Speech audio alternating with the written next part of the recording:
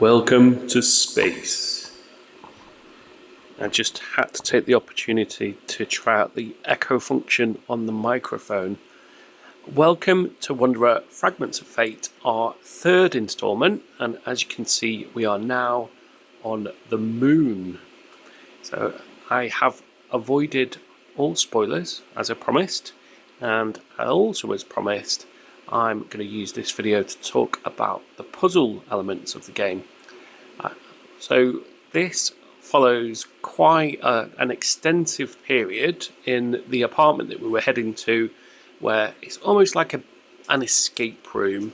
So there's various environmental puzzles and there's a bit of a story revealed as you go through it, and I'm very pleased to say that they felt absolutely perfect. So a lot of really well thought out puzzles that sat at just about the right level of difficulty that you feel a little sense of achievement when you solve them, so much so that you want to tell those people around you just how clever the puzzles were. So yeah, that for me was going to be the element that made, or what's the phrase I'm looking for? I was going to say make or break, but made or break doesn't quite fit, doesn't it?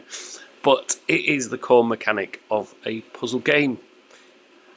I'm aware that I've literally only just scratched the surface, no pun intended there because we're on the moon, of the game, and I probably want to say I'm like 3 hours in, but that is taking it at a nice leisurely pace just so that I can enjoy all aspects of the game. The graphics here, again, really crisp and sharp. I realise that it's a moon service or surface and that there's not really much to do there. It kind of harks back to the early days of VR, where every game was set on Mars because they could just populate loads of red rocks.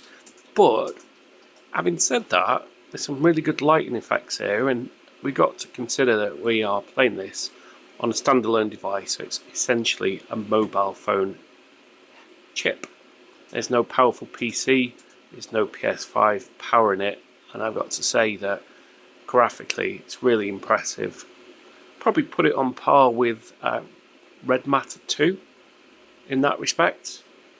With this, you know, it's fairly realistic, and you can see that there are various things dotted around the landscape. So this is really an introduction to the time travel aspects of the game.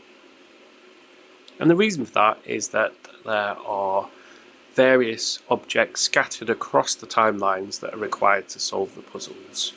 You can see there, just to show you that what I've done is by pressing the button on the watch, then the watch face comes off.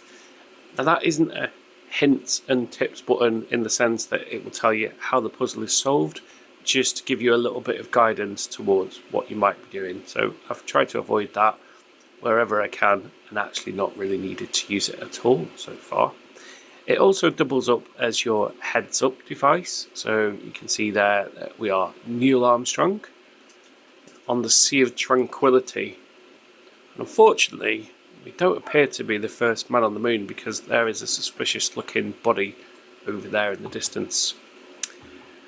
The watch also serves as a storage device, so as well as the two objects in your backpack, you can store items by hovering over the watch face, which I'm not demonstrating very well there. But you can see there that the objects that we tend to keep are the ones that relate to puzzles. So in any other game, if you found a shotgun, you'd probably want to keep hold of it. A shotgun on the moon, yes, there was one. Seems one like an odd choice, and two that it's not going to be very good at solving the puzzles unless I'm just going to try and blow everything to smithereens. Well, the next aspect of our puzzle is going to be to open this lunar landing module.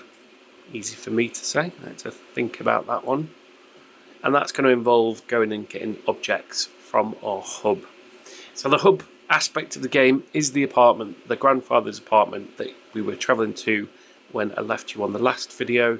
And there's going to be a kind of combination of going back and unlocking more areas of that escape room and the different time zones that we're going to experience.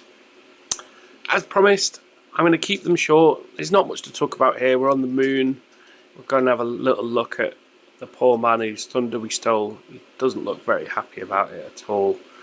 So Neil Armstrong is going to steal all of the glory. I'll wrap up the video with that, and I'm going to carry on playing through Fragments of Fate, and I will upload at least one video per different timeline. And as always, happy to see any comments of your experiences of the game. It's only recently released, but what I would say is it's refreshing not to have a game where they're promising lots of patch notes that will make it playable. It's playable from the get-go, more than playable, and I would comfortably say in the top tier of the VR games and well worth your hard-earned cash. Thank you very much for watching the video, and stay tuned for my future adventures. And of course, no YouTube video would be complete without the plea to please like me, comment and subscribe. It really does help, and it's free.